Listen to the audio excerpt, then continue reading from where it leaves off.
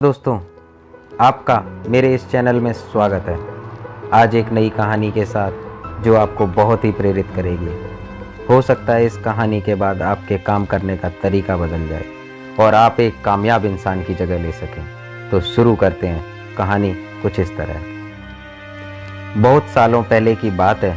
एक गुरु और एक शिष्य थे जो जंगल से होते हुए अपने गांव जा रहे थे। चलते चलते काफ़ी अंधेरा हो गया था, रात होने लगी थी। तभी शिष्य अपने गुरु से कहता है, गुरुजी, रात काफ़ी हो चुकी है, अगर आप आज्ञा दें तो आज की रात यहीं आसपास के किसी गांव में गुजार लेते हैं। गुरुजी ने कहा ठीक है। फिर क्या था, पास ही के गांव में एक छोटे से घर के पास जाकर रुक गए और घर के दरवाजे को खटखटाया और आवाज़ लगाई, कोई है? तभी एक व्यक्ति बाहर आता है। गुरु और शिष्य को देखकर उनसे पूछता है, आपको किससे मिलना है? तब शिष्य अपनी बात बताता है कि हमें जंगल से जाते हुए अपने घर जा रहे थे, पर रात अधिक होने की वजह से आपके यहाँ एक रात गुजार सकते हैं क्या? व्यक्ति ने कहा ठीक है, क्यों नहीं, कृपया अंदर आइए।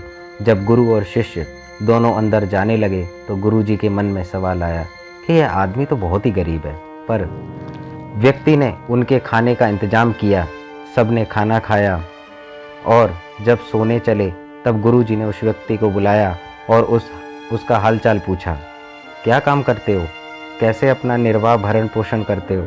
तो व्यक्ति ने उदासी के साथ उत्तर दिया, श्रीमान, मेरे पास बहुत सारी ज़मीन है, पर गांव वाले बोलते हैं कि ये ज़मीन बंजर है, यहाँ पर कुछ भी नहीं उगाया जा सकता और इस ज़मीन पर फसल उगाना बेवकूफ़ी है। पर मेरे पास एक भैंस है जिससे मैं अपना पूरा घर खर्च चलाता हूँ। ये सुनने के बाद सब सो जाते हैं। रात में जब सब लोग सो रहे होते हैं तब गुरुजी अपने शिष्य को उठाते हैं और उस गरीब आदमी की भैंस लेकर गांव चले जाते हैं। तब शिष्य ने अपने गुरु से पूछा, हे गुरुजी, कहीं आप ये गलत तो नहीं कर रहे हैं? उस गरीब आदमी की रोजी रोटी इसी भैंस की वजह से चलती है। गुरुजी मुस्कुराए और कुछ भी ना कहा और आगे बढ़ गए। इस बात को तकरीबन 10 साल हो गए थे। जो गुरु का शिष्य था वह बहुत बड़ा गुरु बन गया था। एक दिन अचानक उसे उस गरीब व्यक्ति की याद आती है और वह उस व्यक्ति से मिलने पहुंच जाता है। जहां जाकर क्या देखता है, एक आलीशान घर है जिसके आसपास की ज़मीन पर फल फूल के बगीचे और अनाज की फसलें खड़ी हैं। यह सब देखकर वह आश्चर्यचकित हो जाता है कि यहाँ पहले एक टूटा फूटा झोपड़ा हुआ करता था और आसपास बंजर ज़मीन थी। तभी उधर से घर का मालिक आता है। शिष्य उस आदमी को पहचान लेता है और उस आदमी को बोलता है, क्या आपने मुझे पहचाना?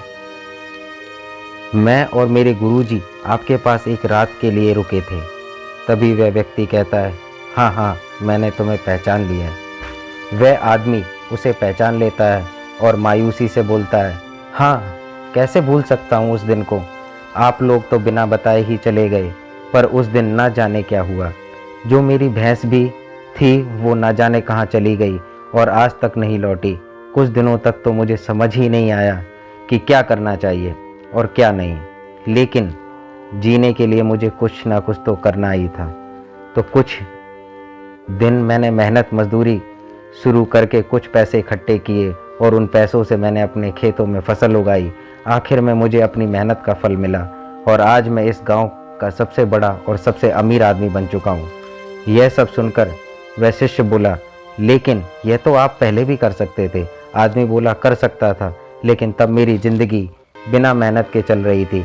मुझे कभी लगा ही नहीं कि मेरे अंदर इतना सब कुछ करने की क्षमता है, इसलिए मैंने कोशिश ही नहीं की। लेकिन जब मेरी भैंस चली गई तब मुझे एहसास हुआ मैं दूसरा काम भी कर सकता हूँ जिससे मैं अच्छा खासा पैसा कमा सकता हूँ और मेरे बच्चों और पत्नी को अच्छी ज़िंदगी भी दे सकता हूँ।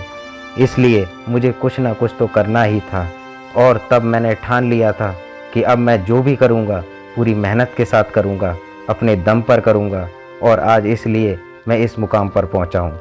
यह सुनने के बाद शिष्य की आंखों में अपने गुरुजी के लिए आंसू आ गए और उसे अब वो बात समझ आ गई कि क्यों गुरुजी ने इस आदमी की भैंस चुराई थी। दोस्तों, आप भी सोचिए, कहीं आपकी ज़िंदगी में भी कोई ऐसी भैंस तो नहीं जो आपको एक बेहतर ज़िंदगी जीने से रोक रही है। उस भैंस ने कहीं आपको बांध तो नहीं रखा है। अगर आपको लगे कि ऐसा है तो आगे बढ़िए, हिम्मत करिए और अपनी रस्सी को काटिए और आज़ाद हो जाइए। दोस्तों, आपको ये कहानी कैसी लगी हमें कमेंट बॉक्स में ज़रूर बताएं और बेल आइकन के बटन को दबाना ना भूलें। जय हिंद।